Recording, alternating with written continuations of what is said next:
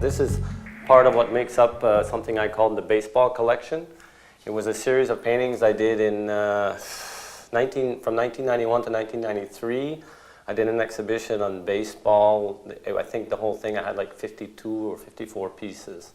And it really covered everything from the locker room to the on the field, the umpires. It covered all aspects of the game of baseball. I went to the Dominican Republic.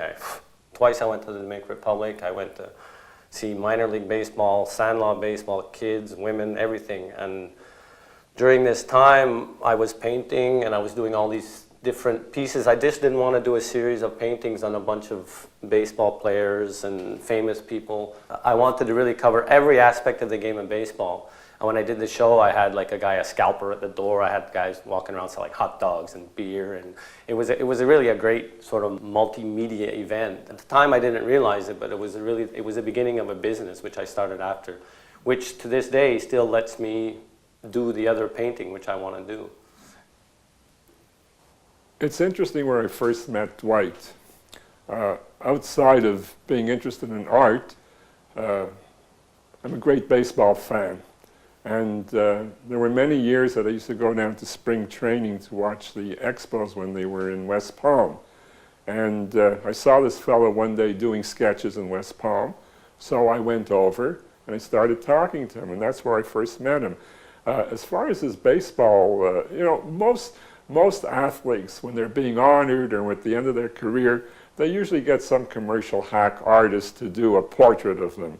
In the work that Dwight does, it's all very spectacular. He's dealing with things that have depth and have emotion. This was done during the heyday of the Montreal Expos, Delino de Shields. He was a pretty popular player. This was something during when I did this exhibition that I wanted to capture. The players, at that time, I think they were still a little bit more approachable also, And there was a human side to it, I think the human side of baseball is completely gone. It's just all numbers now, Well, this was one of the first ones I did, and this was probably known as the first time I actually cut the head off a baseball player. This was like pretty revolutionary at the time when this piece came out. It was actually based on Darryl Strawberry when he first signed with the Dodgers, and he was signing an autograph in the clubhouse when I was in spring training in Florida. It was the first poster I published. I still get people come in my booth and say, "Why'd you cut the heads off?" And I tell, that's what makes it unique. It's the repeat image. This was the whole thing. It was completely different. Nobody would have ever dreamed of cutting the heads off a baseball player before. It's almost sacrilegious. This is by far my best known piece, and this has become an American classic. There's no two ways about it. This piece inspired a whole line of other different pieces, just with specific teams with 4 different players. In the U.S., they find it really funny that I'm a Canadian, and I always laugh. I'm a Canadian painting their national pastime. But maybe it takes somebody from the outside to look at it in a different way, to have a different sensibility, to see it from I think, obviously, the work that I did in the whole series of baseball was done from a much more artistic angle. There's only a very small section of the market that can buy original art. When you can put it out there in print form or some kind of reproduction, it's accessible to the public. I've always said, and I still believe, if you're going to make a living as an artist, you really have to find a way for your art to make you a living. And I sort of accidentally stumbled on this at some point, and I realized that this was an opportunity where I could actually have a product that was that had a large fan popularity base, and would be able to sell if I could do it, if I could get it out there to the general public at a reasonable price. There was definitely a market there for it.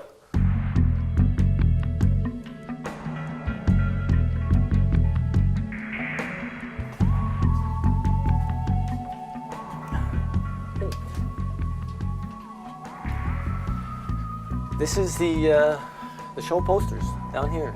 This is where I do all my accounting, my bookwork, my applications. This is my office. This is where I put things together to send out or to take to shows.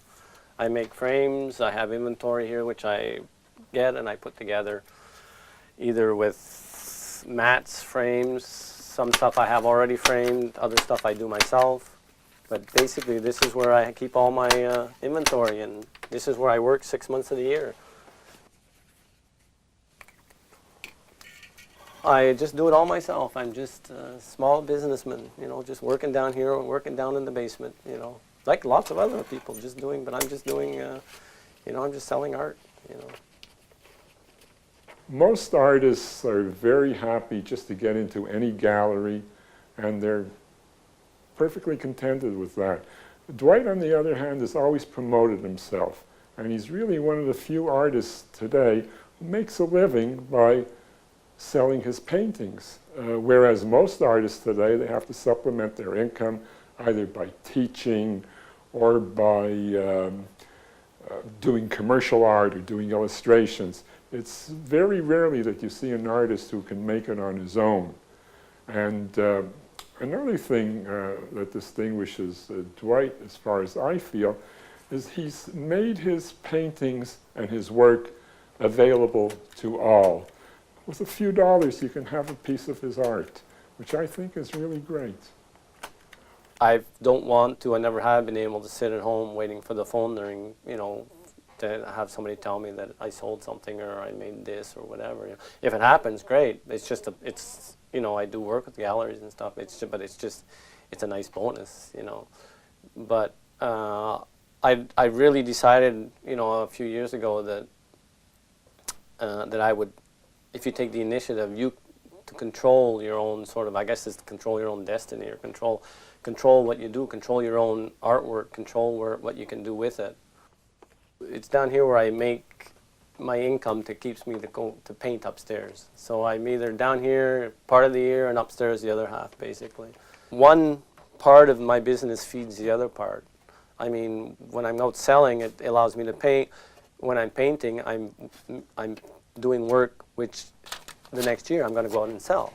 It's a continuous circle. I mean, I can paint exactly what I want to paint, and it's great, you know. And I don't care. I don't have to worry about whether it's going to sell. I don't have to worry about if I take it to a gallery, if they're going to like it or not.